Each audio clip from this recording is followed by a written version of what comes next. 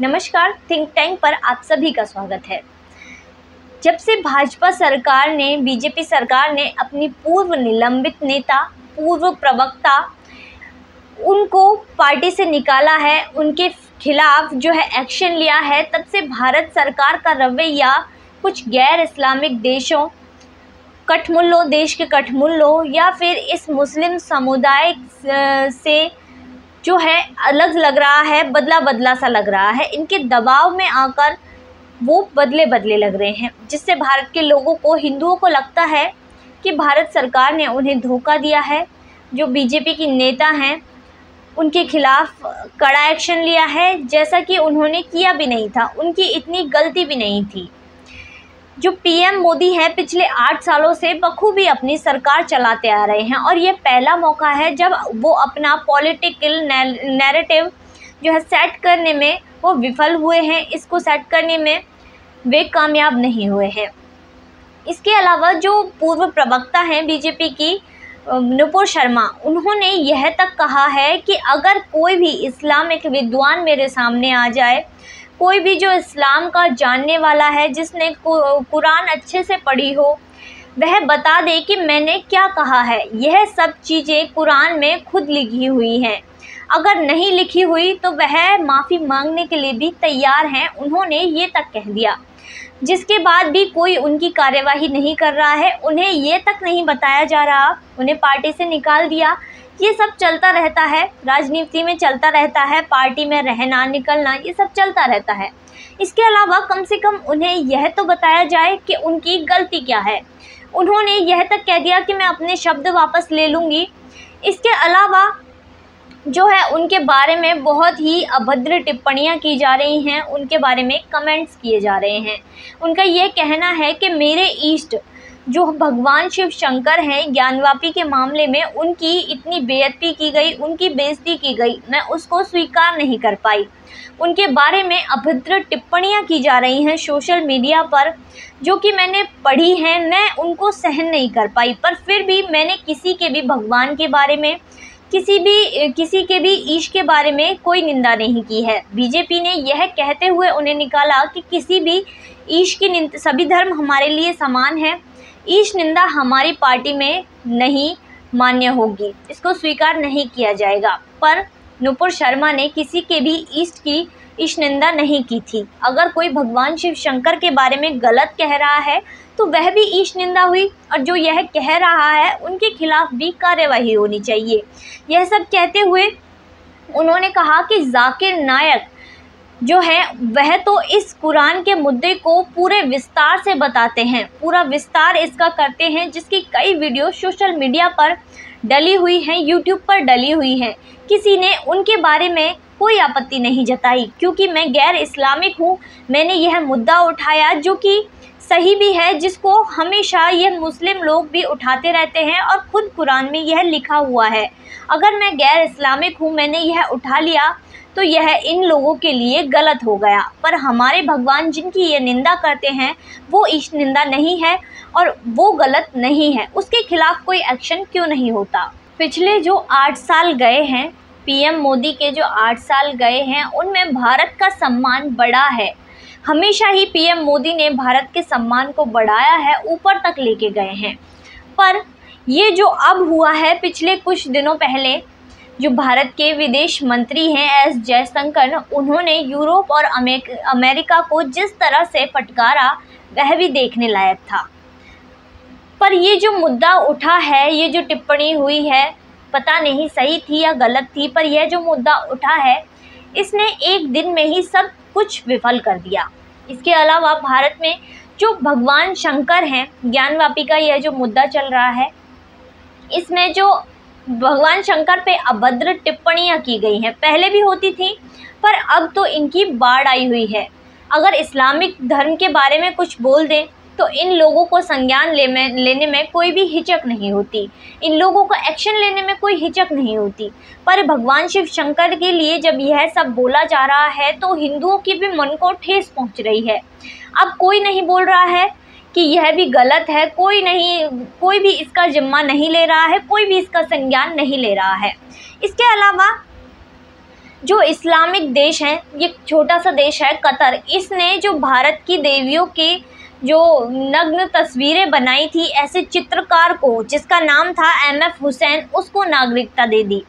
तब उसको शर्म नहीं आई, तब उसने यह नहीं सोचा कि इससे किसी हिंदू व्यक्ति की जो मानसिकता है वो खराब होगी, हिंदू व्यक्ति की जो धर्म है उसको ठेस पहुंचेगी। तब इसने यह नहीं सोचा, पर इसने धमकी दे दी कि हम 2 अरब हैं, ये 50 देशों को मिलाकर 2 अरब होंगे, हम तो अकेला भारत देश ही 2 नहीं तो 1 अरब तो है, और इन 2 अरबों पर 1 अरब ही भारी पड़ जाएंगे। इसके अलावा ये लोग कहते हैं कि हम तो आप लोगों को हमारी ज़रूरत है, पर इसके अलावा ये यह नहीं सोचते कि ये हमें इनकी ज़रूरत है तो इन्हें भी हमारी ज़रूरत है। ये लोग तेल बेचते हैं, ये लोग तेल खुद के पास रखकर कंगाल हो जाएंगे, हम तेल खरीद कर भी कंगाल नहीं होते। अगर ये तेल ना बेचें तो इनका क्या होगा ये जानते हैं। इसके बाद भी ये ऐसी बातें बोलते हैं, इसके बाद भी इन्हें यह नहीं लगता कि हम क्या बोल रहे हैं।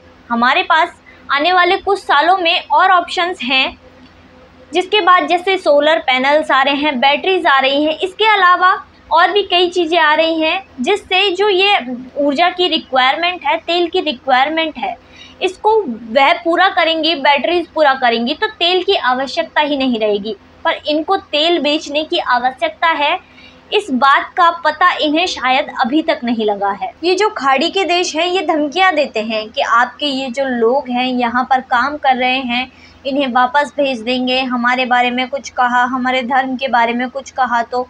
पर ये लोग भूल जाते हैं कि उन लोगों को वापस भेज के वो अपनी अर्थव्यवस्था को भी डगमगा लेंगे, क्योंकि वो लोग उन लोगों को यहाँ भेज देंगे तो काम कौन करेगा।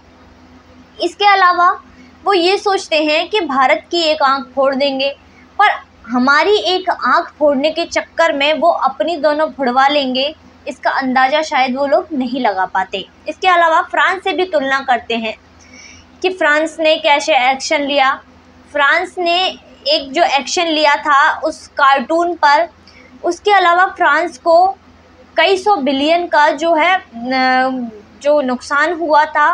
भारत की जो बीजेपी सरकार ने उसने नुपुर शर्मा के खिलाफ जो एक्शन लिया वो मुझे कहीं हद तक सही नहीं लगा, क्योंकि इससे ये जो जिहादी हैं इनका मंसूबा बढ़ गया है। इन्हें यह लग गया है कि भारत सरकार हमारी बात मानेगी, दंगा करेंगे या कुछ भी हम एक्शन लेंगे तो हमारी ही बात मानेगी। ये लोग इतने सक्षम हैं, अपने धर्म के ऊपर इतना विश्वास रखते हैं कि अपने धर्म के बारे में कुछ भी नहीं सुन सकते। पर जो ज्ञानवापी में भगवान शिव के ऊपर अभद्र टिप्पणियां की जा रही हैं, हमारी भारत सरकार उसके बारे में कोई एक्शन नहीं ले रही है। हिंदू धर्म को इस चीज़ से बहुत बड़ी ठेस पहुंची है, क्योंकि नुपुर शर्मा ने जो भी कहा था वो हदीस में लिखा हुआ उन्होंने पढ़कर सुनाया था, और किस पेज पर वो लिखा था उन्होंने यह भी बताया था। पर इसके बावजूद भी इस मुस्लिम समुदाय ने, मुस्लिम लोगों ने उन पर अभद्र टिप्पणियां की, उनको जान से मारने की, उनके परिवार को मारने की धमकियां दी। इस पर किसी ने एक्शन नहीं लिया, पर बीजेपी सरकार ने उन्हें पार्टी से ज़रूर निकाल दिया।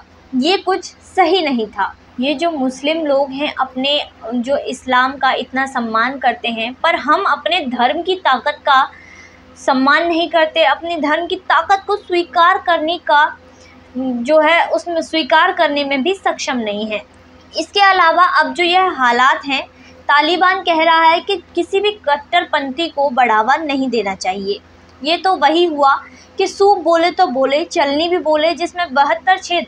इस कहावत को ये यहाँ पर आकर सिद्ध करता है। इसके अलावा जो PM मोदी हैं, उन्होंने पिछले 8 सालों में बहुत से अच्छे काम किए, पर जो एक अब इन्होंने फैसला लिया वो लगता है कि ये नैरेटिव वन साइडेड था, एक तरफा था। उन्हें न्याय करना चाहिए तो दोनों तरफ से करना चाहिए, उन्हें दोनों तरफ देखना चाहिए, सिर्फ नुपुर शर्मा की तरफ नहीं, इस्लाम की तरफ भी देखना चाहिए। जो लोग इस इशू को इतना बढ़ावा दे रहे हैं, इस बात को इतना बढ़ावा दे रहे हैं और एक हिंसा इसमें प्रकट कर रहे हैं, हिंसात्मक भावना पैदा कर रहे हैं, इसके अलावा जो पीएम मोदी ने हमारे भारत का सम्मान इतने सालों में बढ़ाया है, 8 सालों में देश नहीं विदेश तक इस सम्मान को बढ़ाया है, ताकत को बढ़ाया है। लोगों को भी यह पता चल गया है कि अब भारत वो भारत नहीं है जो पहले था। अब भारत की ताकत और भारत का सम्मान कुछ अलग ही है, कुछ बढ़कर ही है।